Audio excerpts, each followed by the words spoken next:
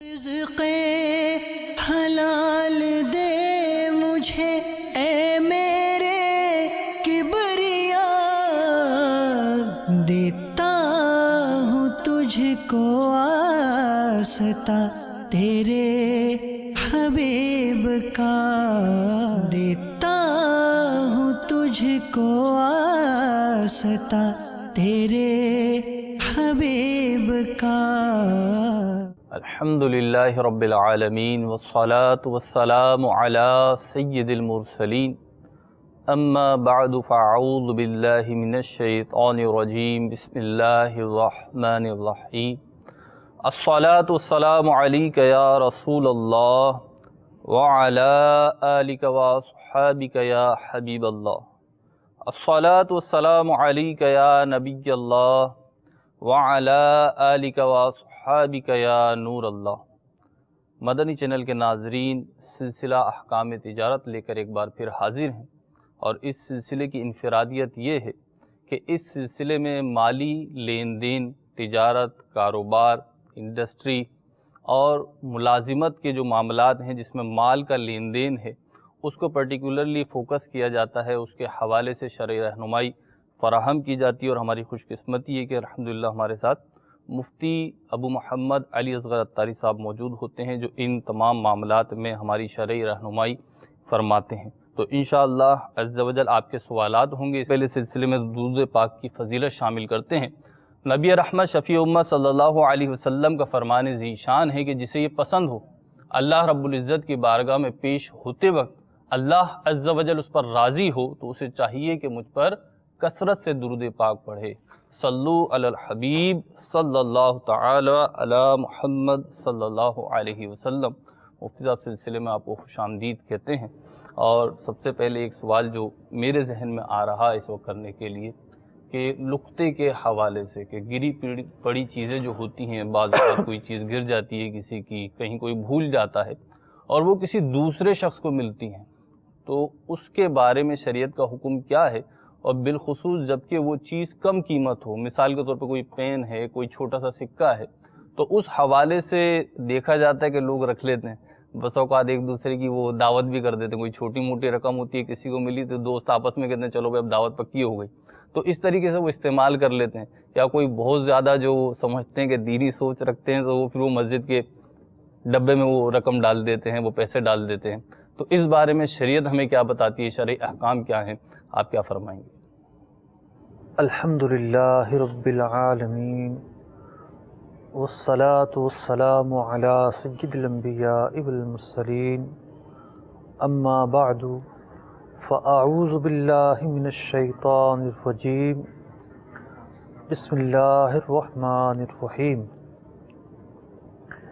گری پڑی چیز جب تک آپ نے نہیں اٹھائی، آپ کا کوئی ذمہ نہیں ہے، جی، نہ آپ کے حوالے سے کوئی سوال، اور نہ ہی آپ کسی چیز کے مکلف، ٹھیک، جب تک ہم نے اٹھائی نہیں ہے۔ جب آپ نے اٹھا لی تو اٹھانے کے بعد ممکنہ صورت میں مالک تک وہ چیز پہنچانا ضروری ہے۔ ٹھیک، مثال کے طور پر کسی کے دکان کے سامنے کوئی چیز پڑی ہوئی ہے، ٹھیک، تو وہ لکھ کر لگا دے کہ میری دکان کے سامنے مجھے یہ چیز ملی ہے، جس کی ہو وہ نشانی بتا کر لے جائے۔ اتنے عرصے تک وہ رکھے کہ اگر کوئی روٹین کا آنے والا ہو تو وہ آئے اور پڑھے اور اپنی چیز کو لے جائے۔ تو اب وقت کی تو کوئی تحدید نہیں ہے، 6 مہینے رکھی جا سکتی ہے تو 6 مہینے، سال تو سال، لیکن یہ ہے کہ اسے بطور امانت سنبھال کر رکھنا ہوگا، مالک تک پہنچانے کی کوشش کرنی ہوگی۔ ٹھیک، پھر اگر مالک کے ملنے کے آثار نہ رہیں تو اگر وہ شخص خود شرعی فقیر ہے تو خود رکھ لے، ورنہ کسی بھی نیکی کے کام میں خرچ کر سکتا ہے، مسجد میں بھی دے سکتا ہے اور شریف فقیر کو بھی دے سکتا ہے، کسی بھی نیکی کے کام میں خرچ کر سکتا ہے.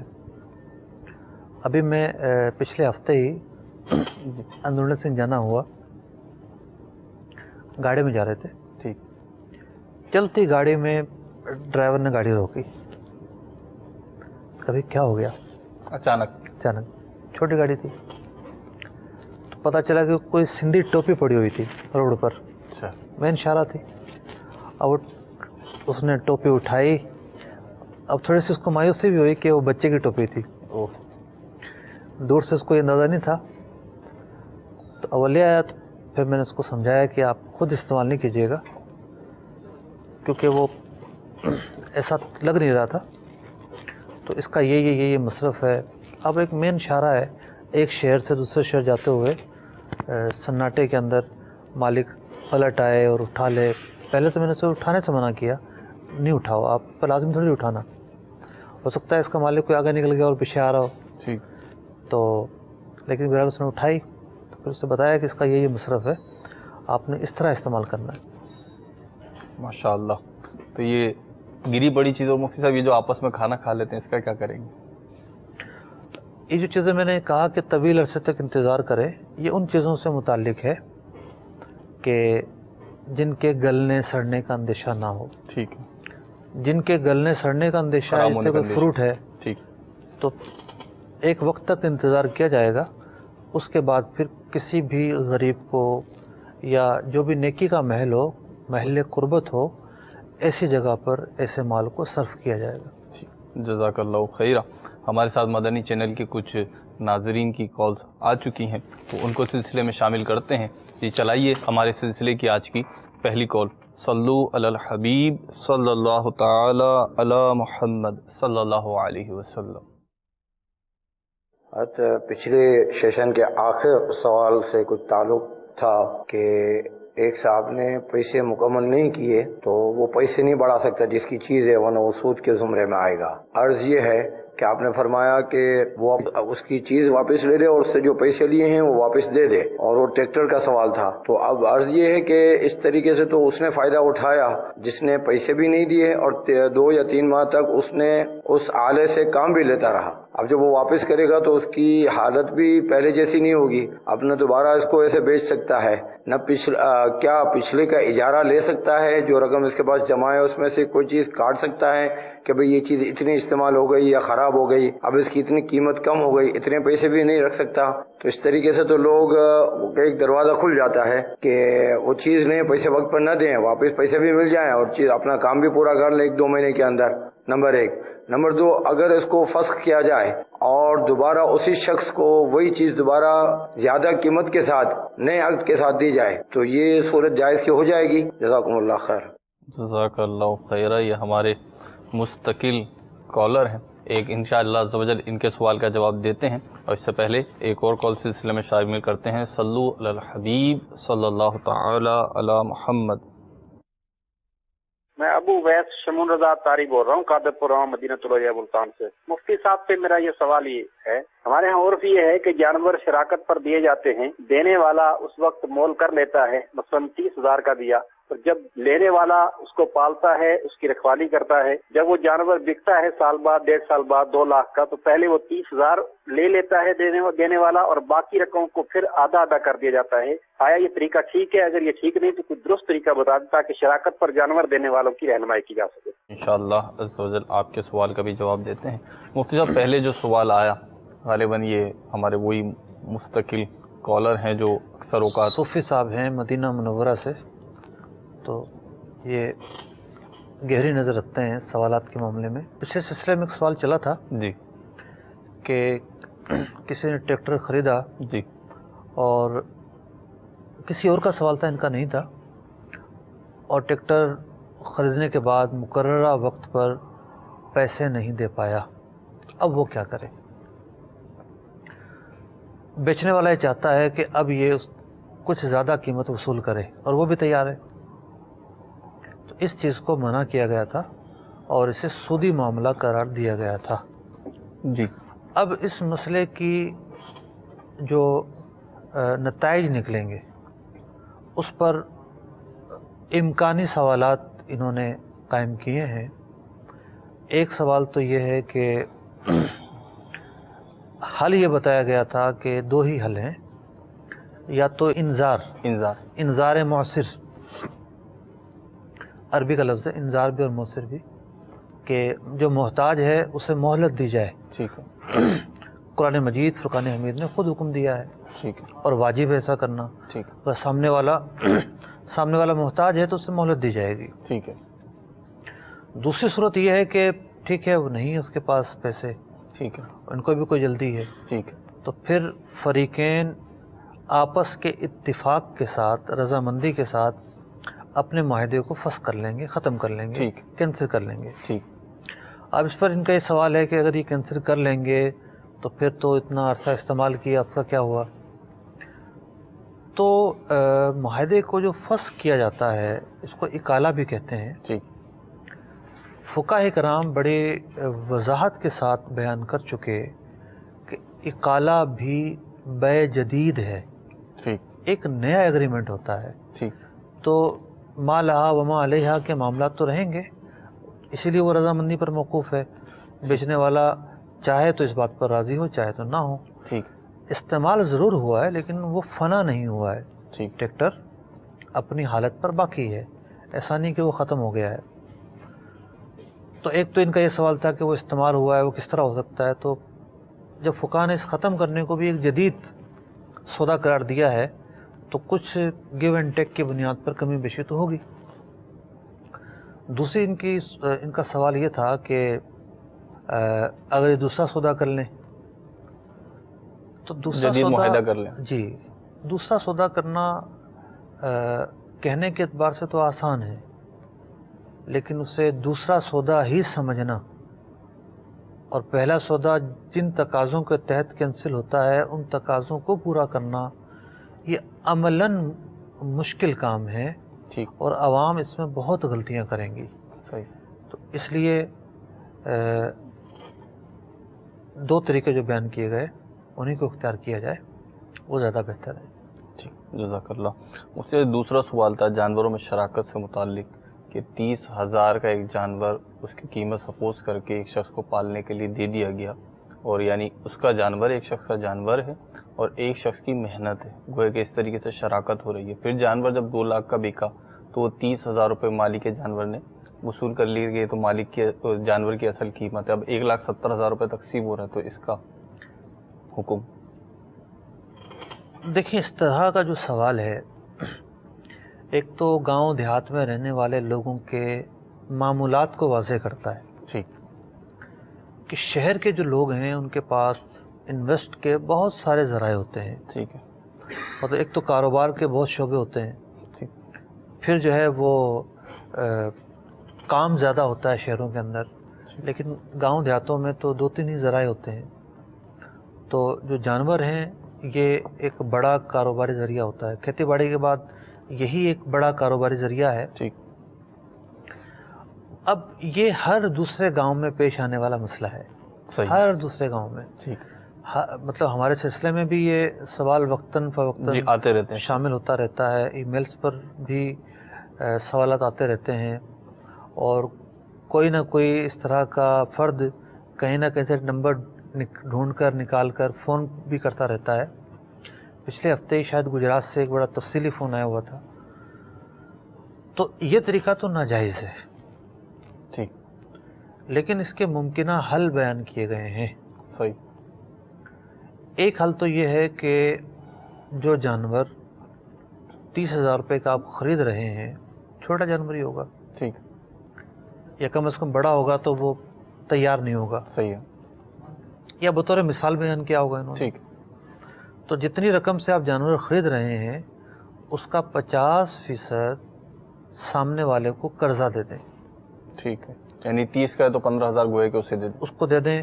ٹھیک. دونوں نے جو ہے وہ اب یہ رقم ملا کر جانور خرید لیا. ٹھیک ہے. یہ جانور دونوں کا ہو گیا. ٹھیک ہے. اس جانور سے جو بھی آمدنی ہوگی دونوں کی ہوگی. ٹھیک ہے. بچے ہوں گے دونوں کے ہوں گے. ٹھیک ہے. دودھ ہوگا دونوں کا ہوگا. ٹھیک ہے. چارے کے جو اخراجات ہیں وہ بھی دونوں پر آئیں گے. ٹھیک ہے. اگر بازار سے خرید کر چارہ کھلایا جاتا ہے وہ دونوں پر ٹھیک ہے. آئیں گے. ٹھیک. اور اگر یہ شخص جس کو جانور سپرد کیا گیا कोई दोनों में से कोई एक कहता है ठीक है मैं इसको पाल लूँगा अंडरस्टैंडिंग के साथ, इसकी भी गुंजाइश है। कोई एक कहता है कि यार मेरे पास तो घास फूस वगैरह है, जानवर खा लिया करेगा, कभी कभार इसको खिला देंगे, ठीक है, इसकी भी गुंजाइश है। सही है। तो बेसिकली करना ये होगा कि इनको दुरुस्त मोड इख्तियार करना होगा, ठीक है, कि सही तरीका क्या है। ठीक जब है। उस तरीके पर चलेंगे तो इनका काम आसान हो जाएगा। और भी मुमकिना इसके तरीके हैं, ठीक। लेकिन वो फिर ये भी काफ़ी सहल है, इतना मुश्किल नहीं है ये।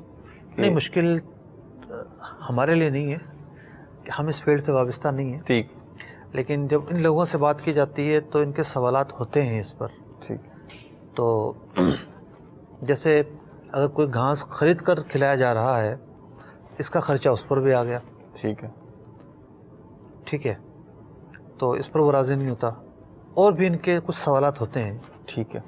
बहरहाल ये एक तरीका तो मुफ्ती साहब ने यहीं पे आपको बताया, और अगर आप समझते हैं कि इसमें आपको मुश्किलात पेश आ रही हैं तो आप दारुल इफ्ता अहले सुन्नत से बराह रास्त या दारुल इफ्ता में तशरीफ़ लाके इन मसाइल का हल दरियाफ्त कर सकते हैं। दाराबाद में भी है, सरगोदा में भी है, पिंडी में भी है, हैदराबाद में भी है, अल्हम्दुलिल्लाह बाउल मदीना में कई जगहों पर है। तो ये शाखें हैं कसीर दारुल सुन्नत की सुन्नत मुतअद्दिद की। जगहों पर है। जी, मुतअद्दिद जगहों पे, जो जगह आपको सहूलत हो, करीब हो, वहाँ जाके आप बिलमुशाफा अपने मसाइल के हल के लिए मुलाकात कर सकते हैं। हमारे पास और कॉल्स हैं, तो देखते हैं हमारे मदनी चैनल के नाजरीन क्या सवाल कर रहे हैं। सल्लु अलल हबीब सल्लल्लाहु ताला अला मुहम्मद सल्लल्लाहु अलैहि वसल्लम।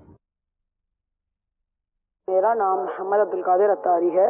मैं बाउल मदीना कराची से अर्ज कर रहा हूँ।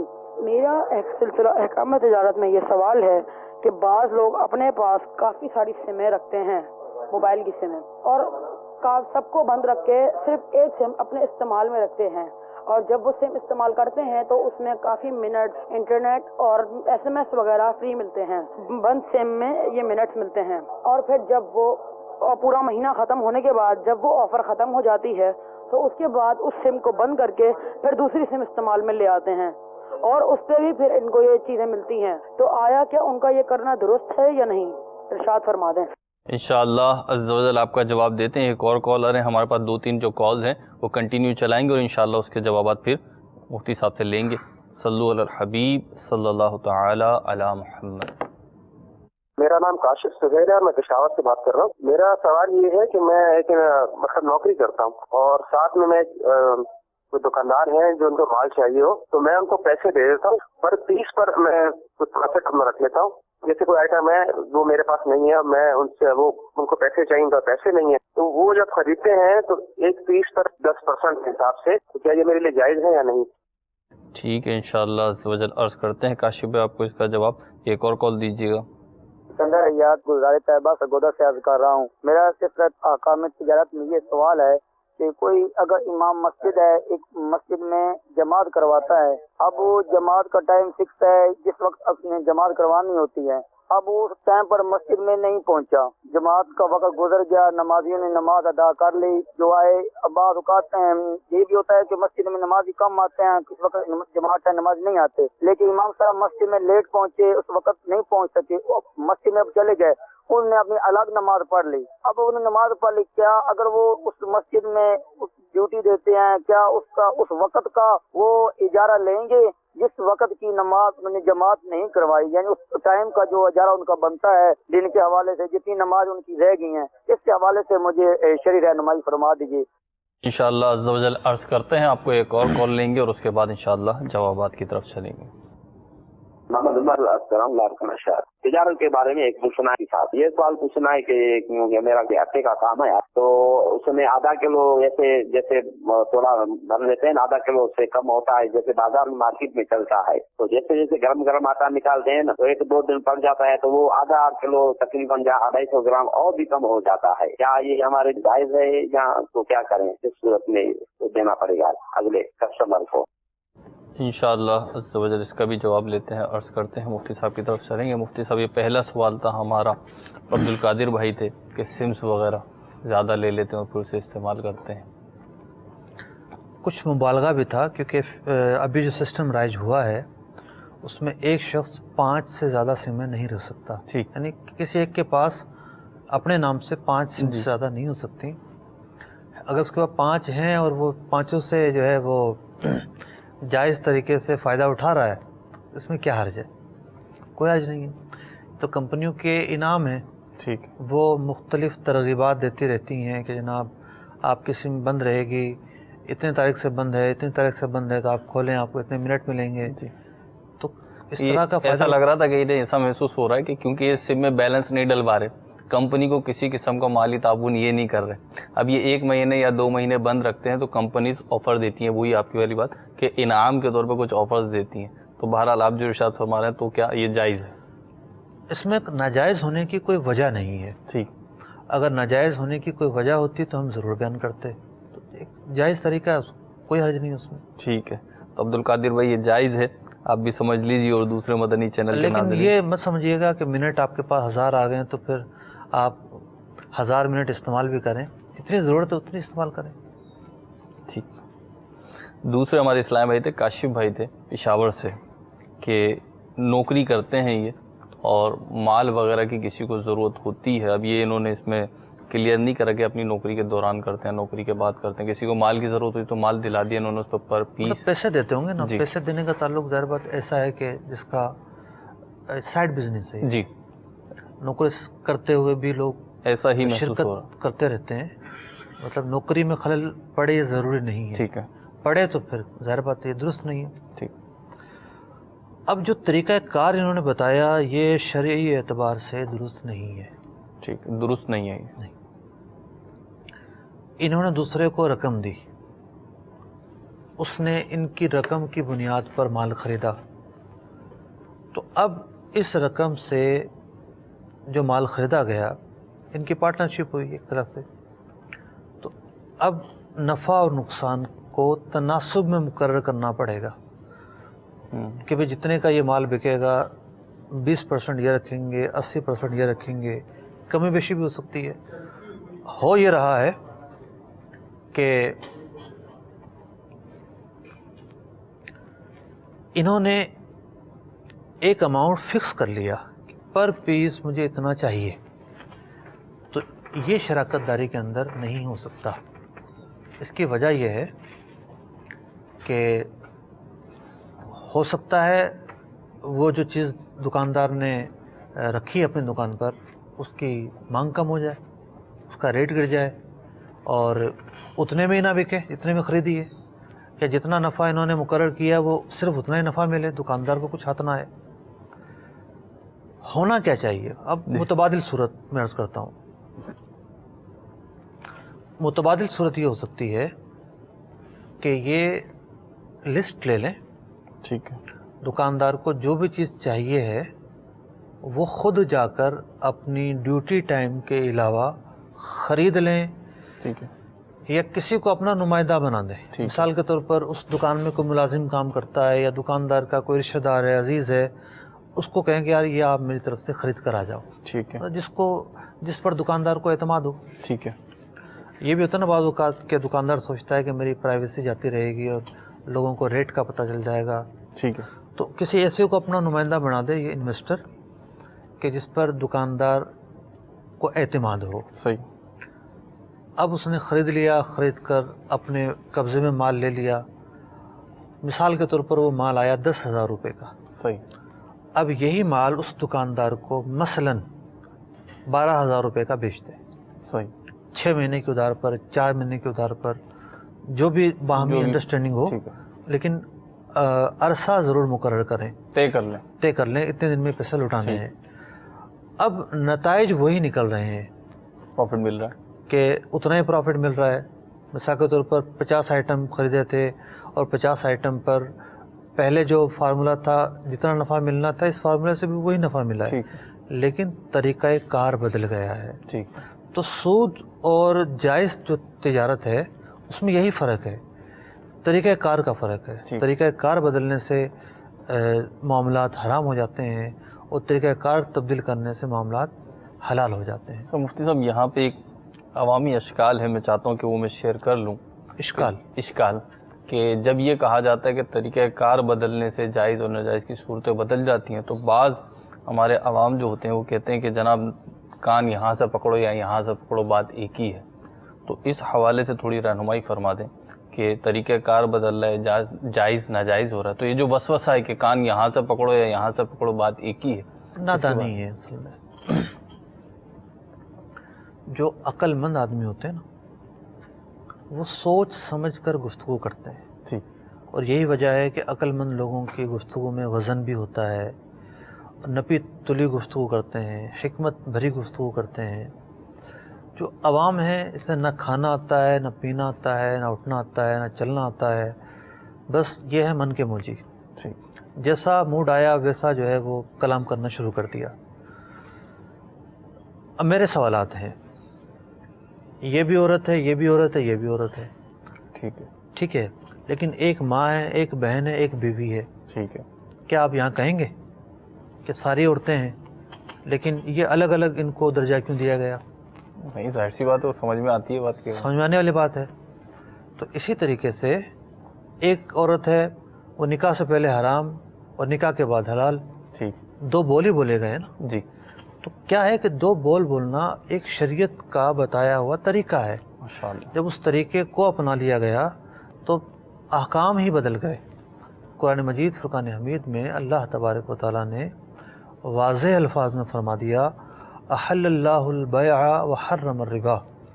اللہ تعالیٰ نے خرید و فروخت کو حلال قرار دیا، سود کو حرام قرار دیا، دونوں کو بیان کر دیا. اب ان دونوں کا جو فرق ہے وہ طریقہ کار کا فرق ہے، مقاصد دونوں کے ایک ہیں. ٹھیک ہے. منافع. کان پکڑنے والی بات دیکھیں تو مقاصد دونوں کے ایک ہیں، دونوں سے نفع ملتا ہے. طریقہ کار کا فرق ایک سودے کو تجارت قرار دیتا ہے اور ایک سودے کو سودی سودا قرار دیتا ہے. ماشاءاللہ. یہ تیسرا سوال تھا مفتی صاحب ہمارے پاس کہ جماعت کے وقت بڑا ہی لمبا چوڑا سوال کر کے پھر مدعا کی طرف آئے سائل. جی. تو ہوتا ہے بعض لوگ جو ہے وہ سوال کرتے ہوئے کچھ تفصیل زیادہ بیان کرتے ہیں. امام بھی ایک انسان ہے، عام ملازموں کی طرح اس کے بھی کچھ حقوق ہیں. صحیح. جب دیگر جو ملازمین ہیں ان کو ریلیف دی جاتی ہے، یہ ہمارا عرف ہے. ٹھیک. مثال کے طور پر سرکاری ملازمین ہوں یا پرائیویٹ ملازمین ہوں، ہفتے کی ایک چھٹی کا عرف ہے. ٹھیک ہے. لیکن بعض جگہوں پر کمپنی کے ملازمین میں یہ عرف نہیں ہوتا. شفٹنگ جہاں ہو رہی ہوتی ہے تو وہاں ایسا نہیں ہوتا، وہاں مطلب ڈے نائٹ کام ہو رہا ہوتا ہے تو وہاں نائٹ کے بعد چھٹی دے دی جاتی ہے، ایک کے بجائے 2 دے دی جاتی ہے. تو ہر شعبے میں جدا گانا عرف ہوتا ہے ریلیف دینے کا. ٹھیک ہے. کہ سال کے 365 دن اور روزانہ 5 نمازیں وہ پڑھائے، اسے ایک نماز میں بھی چھٹی کا حق نہ ہو. شریعت کی یہ تعلیمات نہیں ہے. ٹھیک. وہ بلا شبہ ایک اجیر ہے، ایک خدمت انجام دے رہا ہے، اس کے بھی حقوق ہیں اور اس کی بھی اس کو ماہانہ چھٹیاں دینی چاہیے، سالانہ چھٹیاں دینی چاہیے. لیکن علماء سے پوچھ کر، مفتیان کرام سے پوچھ کر کہ جناب اس شعبے کے اندر کتنی ماہانہ چھٹیوں کا عرف ہے، یعنی ہم کتنی دے سکتے ہیں، کتنی سالانہ چھٹیاں دینے کا عرف ہے، تو یوں ایک ایگریمنٹ ہر سال کیا جائے اور اس کو پھر رینیو کیا جائے.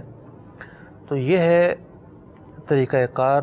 اب جو طے شدہ ہے اگر وہ اس سے عدول کرتا ہے یا کوئی ایسی حاجت پیش آتی ہے اسے جس کی وجہ سے اسے زیادہ چھٹیاں کرنی پڑتی ہے، تو پھر یہ سوال قائم کیا جائے کہ چھٹیوں کا یہ معاہدہ تھا لیکن اس سے زیادہ اتنی چھٹیاں کی ہیں، تو پھر ضرور اس سوال کا جواب دیا جائے گا. فی الحال تو سوال سے ایسا لگ رہا ہے کہ جناب مشرق مطلب کے بجائے سورج جو ہے وہ مغرب سے طلوع ہو جائے، امام کو ایک نماز کی چھٹی نہیں دینی، ایسا نہیں ہے. ٹھیک. تو چھٹیاں طے کر لی جائیں، پھر اس کے مطابق کام کیا جائے تو سہولت ہے دونوں طرفین کو. چوتھا سوال تھا ہمارے پاس، غالباً زمر نام بتایا انہوں نے، کہ آدھا کلو آٹا زیادہ ڈالتے ہیں، وہ گرم اور ٹھنڈا ہوتا ہے تو پھر اس کے ویٹ میں فرق آ جاتا ہے. ہول سیل کا جو کام کرتے ہیں، جی ویسے سوال اتنا واضح نہیں تھا لیکن جو میں سمجھ پایا ہوں، ہول سیل میں جو لوگ کام کرتے ہیں وہاں یہ ہوتا ہے کہ مثال کے طور پر گندم آ رہی ہے یا چاول آیا ہے تو جس تول سے وہ آیا ہوتا ہے جی تو راستے میں پہنچتے پہنچتے بہت ساری چیزوں کا وزن کم ہو جاتا ہے. ٹھیک ہے. یعنی جیسے اناج ہے تو وہ سوکھنا شروع ہوتا ہے, ٹھیک ہے. گیلا ہوتا ہے تو وزن زیادہ ہوتا ہے. ٹھیک. اور بھی کچھ ایسے آئٹم ہوتے ہیں اس کا وزن کچھ نہ کچھ, یعنی ایک بوری ہے اگر ریڈیوس ہوتا ہے, 1.5 من کی بوری ہے تو پاؤ, آدھا پاؤ, بعض میں آدھا کلو پوری بوری میں کم ہوتا ہے. اب معاملہ یہ ہے کہ اس کا وزن ہے 49 کلو. ٹھیک ہے. اور آپ سودا کر رہے ہیں 50 کلو کی بوری, 50 کلو پر کلو اتنے کا مال بیچا اور 50 کلو کے اتنے اور 1000 کلو کے اتنے, حالانکہ اس میں فی بوری آدھا کلو, ایک پاؤ, آدھا جو بھی ہے وہ کم ہوتا ہے مال. تو پہلا اصول تو یہ ہے کہ لین دین کرتے وقت تول ہونا چاہیے, اور جو تول ہو اسی تول کے پیسے لگائے جائیں. ٹھیک ہے, یعنی پیکنگ پہ اعتبار نہ کریں. ان کا تو پیکنگ کا حساب بھی نہیں ہوتا, یہ تو تولتے ہیں باقاعدہ, کانٹے کا تول ہوتا ہے اور پھر مال کا لین دین ہوتا ہے, لیکن بل کے اندر راؤنڈ فگر نہ لکھا جائے. ٹھیک. بل کے اندر جو تول بنا ہے وہی لکھا جائے. ٹھیک. جیسے ان کا سوال تھا کہ انہوں نے بوری میں آٹا تو ڈال دیا اور وہ گرم آٹا تھا یا جو بھی وجہ تھی, اس کا وزن اس وقت جو ہے وہ پورا تھا. ٹھیک. بعد میں کچھ وزن کم ہو گیا. ٹھیک. تو ایک طریقہ تو یہ ہے کہ بعد میں جب دینے لگیں تو تول کے ساتھ دیں. ٹھیک. تول کے ساتھ جو دیں, بھی وزن ہے اس کے مطابق, جو بھی وزن ہے اس کے پیسے جو ہے نا وہ لیں. ٹھیک. دوسرا طریقہ یہ ہے, لیکن یہ دوسرا طریقہ فریقین کو قابل قبول نہیں ہوگا, خاص طور پر جو مال خریدنے والا ہے اسے قابل قبول نہیں ہوگا کہ بھئی یہ بوری ہے پر پیس لے جاؤ. ٹھیک ہے, جتنا بھی ہے اس میں, جتنا بھی ہے. تو فوراً اس کے دماغ میں کلک کرے گی بات کہ آخر ایسا کیوں کہہ رہا ہے, تو نہیں کہ 2-4 کلو مال کم ہو, جو عرف و عادت کے مطابق ہو. تو اگر بہت زیادہ انڈرسٹینڈنگ ہے کسی کی آپس میں اور سالہ سال سے کام ہے, اعتماد ہے, تو شاید وہ راضی ہو جائیں کہ یار ایک شرعی مسئلہ ہے اس کی وجہ سے ایسا کہہ رہے ہیں. تمام صورت حال اگر بتائی جائے تو اعتماد کی فضا قائم پہلا ہو. طریقہ ہی جو ہے نا وہ آئیڈیل طریقہ ہے. ٹھیک ہے, کہیں اعتماد کی صورتحال ہو تو دوسرے طریقے پر عمل کیا جا سکتا ہے. ٹھیک. تو ہمارے پاس 2 اور کالز ہیں, چلائیے جی. ہمارے مدنی چینل کے ناظرین سلسلے میں کیا سوال کر رہے ہیں؟ صلو علی الحبیب صلی اللہ تعالی علی محمد صلی اللہ علیہ وسلم.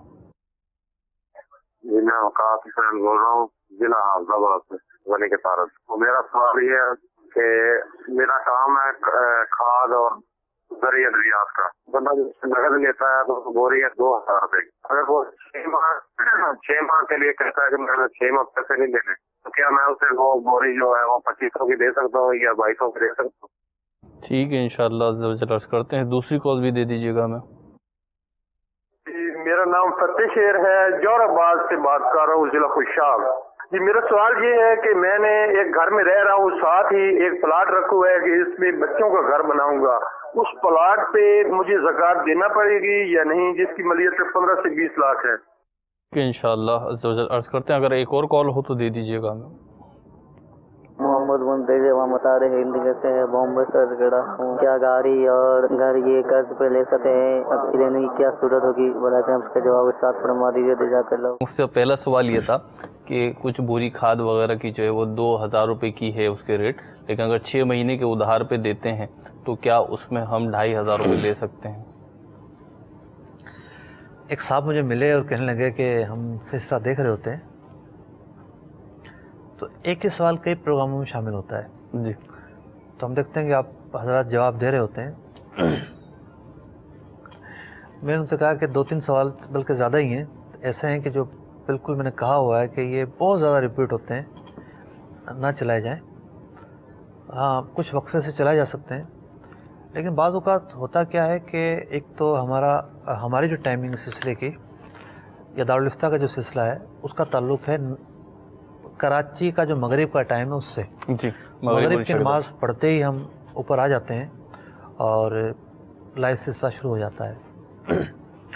اب جیسے آج کل کا جو موسم ہے, آج ساری کالیں جو ہے پنجاب سے آ رہی ہیں. میں بھی یہی نوٹ کر رہا تھا کہ آج پنجاب کی کال زیادہ ہے, کیونکہ پنجاب میں اس وقت جو ہے نا سناٹا چھا چکا ہوگا. ٹھیک ہے. تو مختلف موسموں میں ایک جیسے جو مصروفیات ہوتی ہیں لوگوں کی, ایک جیسے ناظرین نہیں ہوتے. جی. تو جو بات آج بیان کی جا رہی ہے وہ جو آج بیٹا دیکھ رہا ہے اس نے تھوڑی سنی ہے. اور پھر اگر ایسا ہوتا کہ یہ ٹی وی کی جو نشریات ہیں یہ کتاب کی طرح ہوتی تو پھر ٹی وی کھولنے کی ضرورت ہی نہیں ہے. ٹھیک ہے، جب چاہے چینل چلانے کی ضرورت ہی نہیں ہے. صحیح. کتاب تو ہے نہیں ہے، کتاب تو ایک دفعہ لکھی جاتی ہے. تو نشریات کا مقصود یہ ہوتا ہے کہ جو اس طرح کے جو لائیو سلسلے ہیں کہ جس کے لیے ممکن ہے وہ سوال اپنا پوچھ لے. ہر شخص کی جو ہے وہ جدا گانا الجھنیں ہوتی ہیں، جدا گانا مسائل ہوتے ہیں. تو یہ جو کھاد والا سوال کیا ہے جن بھائی نے، ان کی آواز سے تو ایسا لگ رہا ہے کہ پہلی دفعہ یہ ہمارے سلسلے میں شامل ہوئے ہیں. تو ایک چیز آپ نقد میں بیچیں تو قدرے سستی بیچیں اور ادھار میں بیچیں تو قدرے مہنگی بیچیں. ایسا کرنا شرعی اعتبار سے جائز کام ہے، کوئی منع نہیں ہے، آپ کر سکتے ہیں. لیکن کچھ احتیاطیں اس میں کرنی چاہیے، کچھ ناجائز چیزیں ہیں وہ نہ ہوں. مثال کے طور پر آپ نے کہا کہ نقد ہے بوری 3000 روپے کی. جی. اس نے کہا کہ میں 6 مہینے بعد پیسہ دوں گا. آپ نے کہا کہ 3500 روپے کی آپ کو ملے گی. ٹھیک. یہ 2 آفر اس کو کر دی آپ نے. اب جس آفر پر سودا ہو جائے وہ آفر کلوز ہو جائے. ٹھیک. اب وہ فائل کلوز ہو جانے چاہیے. ٹھیک. اب اگر 6 کے بجائے وہ 8 مہینے کرتا ہے تو پھر بیچنے والے کو قیمت بڑھانے کا حق حاصل نہیں ہے. ٹھیک. اگر وہ قیمت بڑھائے گا، سودا تو ہو چکا تھا، تو پھر یہ سودی معاملہ ہو جائے گا. ٹھیک. سودا کرتے وقت آفر دی جا سکتی ہے، بارگیننگ کی جا سکتی ہے، مختلف ریٹ بتائے جا سکتے ہیں، لیکن جب سودا مکمل ہو جائے، ڈن ہو جائے کہ ہاں بھی اتنے میں سودا فائنل، اب قیمت میں کمی بیشی کا کوئی آپشن نہیں ہونا چاہیے. بعض لوگ یہ کرتے ہیں کہ لے جاؤ، 2 مہینے میں لوٹاؤ گے تو اتنے دے دینا، 4 مہینے میں لوٹاؤ گے تو اتنے دے دینا. ایسا کوئی آپشن بھی نہیں ہونا چاہیے. ایک قیمت پر سودا ڈن ہو بس. جس قیمت پہ ڈن ہو گیا پھر اسی قیمت پہ جی ہاں آگے اسے لینا دینا کرنا ہوگا. ایک سوال تھا بچوں کے لیے گھر لیا ہوا ہے، اس کے ساتھ اس پر زکوٰۃ نہیں ہے. گھر کے ساتھ پلاٹ لیا ہوا بچوں کے لیے، پلاٹ لیا ہوا ہے، اس پر زکوٰۃ نہیں ہے کیونکہ وہ مال تجارت نہیں ہے. ٹھیک ہے. اور یہ آخری سوال جو تھا ہمارا کیا تھا کہ گاڑی اور گھر قرض پہ لی جا سکتی ہے یا نہیں؟ قرض پر یا ادھار؟ ادھار. دنیا کی کسی بھی چیز کو آپ ادھار خرید سکتے ہیں جبکہ کوئی شرعی ممانعت کی صورت نہ پائی جائے. مطلب جب جنسوں کا تقابل ہو تو وہاں تو ممانعت کی صورت پائی جائے گی، ورنہ بے مطلق میں تو کوئی ایسی ممانعت نہیں ہے. جزاک اللہ مفتی صاحب. آپ کو سوالات کے جوابات بھی مل گئے ہوں گے. ہمارے سلسلے کا وقت اختتام کو پہنچا. اللہ عز و جل ہمیں عمل کی بھی توفیق عطا فرمائے، علم دین سیکھنے کی توفیق عطا فرمائے. صلو علی الحبیب صلی اللہ تعالی علی محمد صلی اللہ علیہ وسلم. رزق حلال دے مجھے اے میرے کبریا، دیتا ہوں تجھ کو آستا تیرے حبیب کا، دیتا ہوں تجھ کو آستا تیرے حبیب کا.